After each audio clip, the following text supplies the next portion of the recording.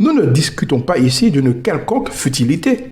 Nous discutons ici de quelque chose qui est une question de vie ou de mort, de vie éternelle ou de mort éternelle, de salut ou de condamnation. Nous sommes les collaborateurs de Dieu pour prêcher sa parole.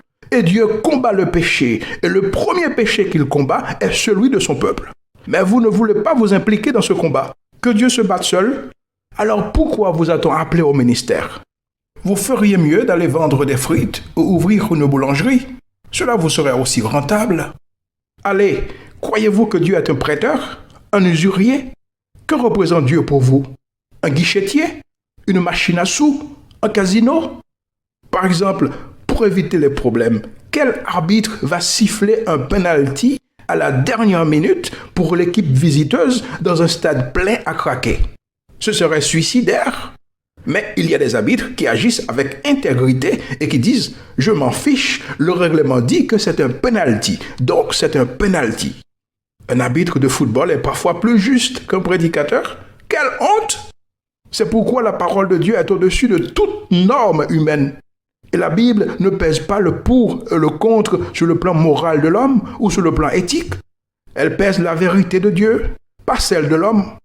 C'est pourquoi la Bible est la valeur absolue et suprême pour dire ce qui est bon et mauvais.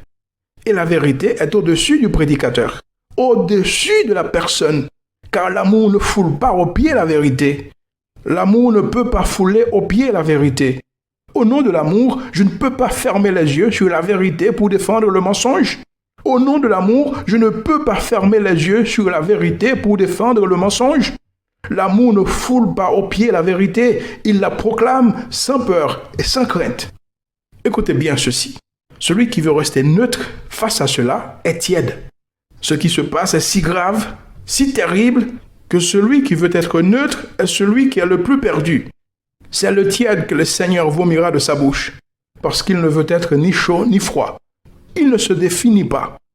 Et aujourd'hui, que dit Dieu? Comme il l'a dit par l'intermédiaire du prophète, combien de temps hésiterez-vous encore entre les deux côtés? Jusqu'à quand serez-vous partagé entre deux opinions?